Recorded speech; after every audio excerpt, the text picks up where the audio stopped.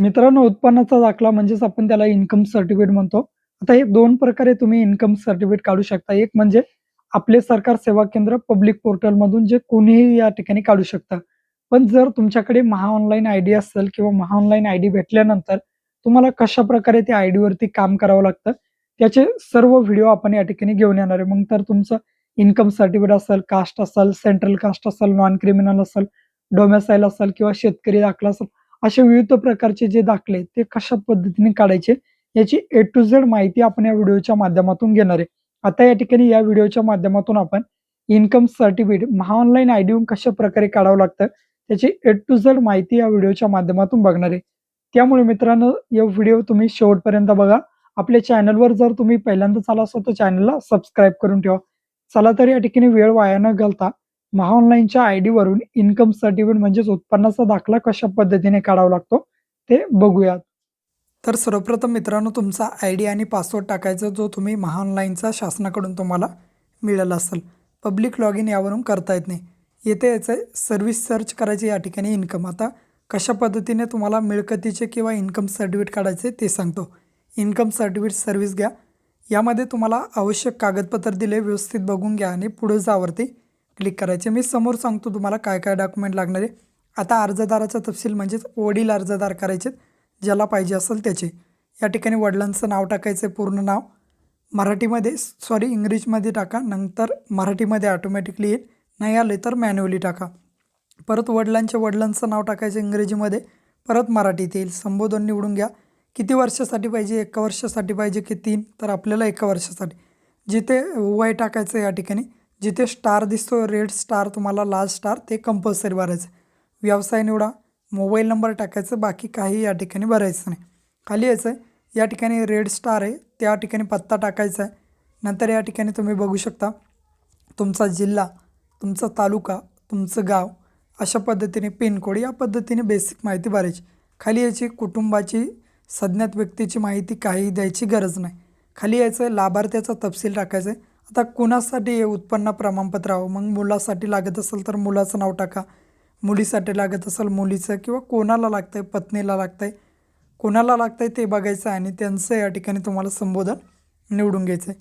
समजा या ठिकाणी मुलाला लागत असेल तर मुलाला, स्वतःला लागत असेल तर स्वतःसुद्धा या ठिकाणी तुम्ही सिलेक्ट करू शकता. समजा मुलीला लागत असेल तर मुली सिलेक्ट करा, मुलगी या ठिकाणी. आता समजा स्वतःला लागतं आहे, मग परत लाभार्थ्याचे नाव समोर टाकायचे मराठीमध्ये. मग प्रमाणपत्र कशासाठी आवश्यक आहे, वैद्यकीय कामासाठी की इतर कामे, शिक्षणासाठी, ते कारण या ठिकाणी सिलेक्ट करायचं. जर यापैकी तुमचं कारण नसेल तर इतर सिलेक्ट करा आणि कारण टाका. कुटुंबाला शेतीपासून मिळणारे उत्पन्नाचे विवरण काही भरायचं नाही. डायरेक्ट उत्पन्नाच्या स्रोतमध्ये शेती, तलाट्याकडील जो उत्पन्नाचा दाखला असेल, जेवढं त्यावरती उत्पन्न असेल तेवढं उत्पन्न तुम्हाला या ठिकाणी फिलअप करायचं. आता मी या ठिकाणी तेवढं उत्पन्न टाकून देतो. 2024-25 या ठिकाणी आकडा आला आहे, त्या पद्धतीने खाली यायचं आहे. उत्पन्नासोबत जोडायची कागदपत्रामध्ये तुम्ही तलाठी अहवाल जोडू शकता. एक कन्सर्ट दिला आहे, कन्सर्टला टिक करून समावेश करावरती या ठिकाणी तुम्हाला क्लिक करायचं.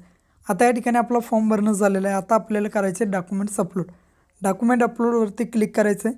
क्लिक केल्यानंतर सर्व डॉक्युमेंटची लिस्ट दिली आहे. या ठिकाणी तुम्हाला एक एक डॉक्युमेंट अपलोड करायचं आहे. तुम्ही JPEG किंवा JPG फॉर्मॅटमध्ये 500 KB आतमध्ये अपलोड करायचं. बस अशा पद्धतीने मी हे डॉक्युमेंट अपलोड करतो. या ठिकाणी आता समजा तुमचं तलाट्याने जारी केलेला उत्पन्नाचा दाखला, जो तलाट्याने तुम्हाला लिहून दिला असेल, तो या ठिकाणी अपलोड करा. स्वघोषणापत्र मी व्हिडिओच्या डिस्क्रिप्शन बॉक्समध्ये देईल. नंतर या ठिकाणी तुम्ही बघू शकता शिधापत्रिका असेल ते या ठिकाणी रेशन कार्ड अपलोड करा.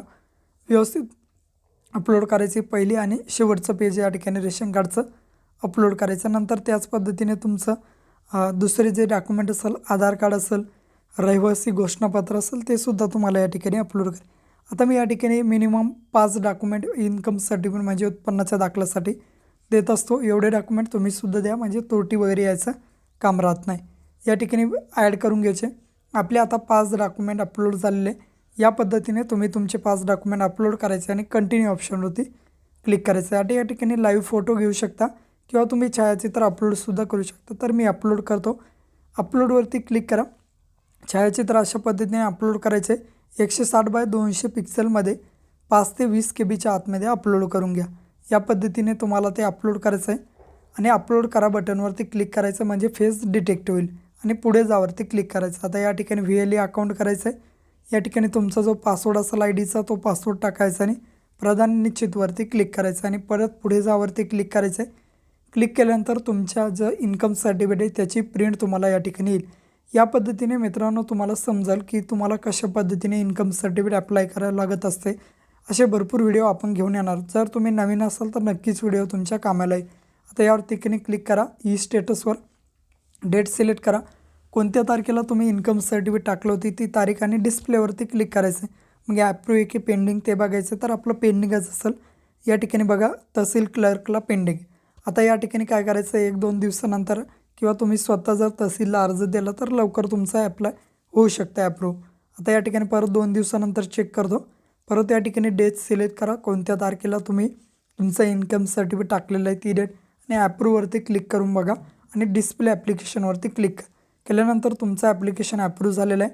ॲप्लिकेशन IDवरती क्लिक केल्यानंतर या ठिकाणी तुमचं इन्कम सर्टिफिकेट डाउनलोड अशा पद्धतीने होऊन जाईल.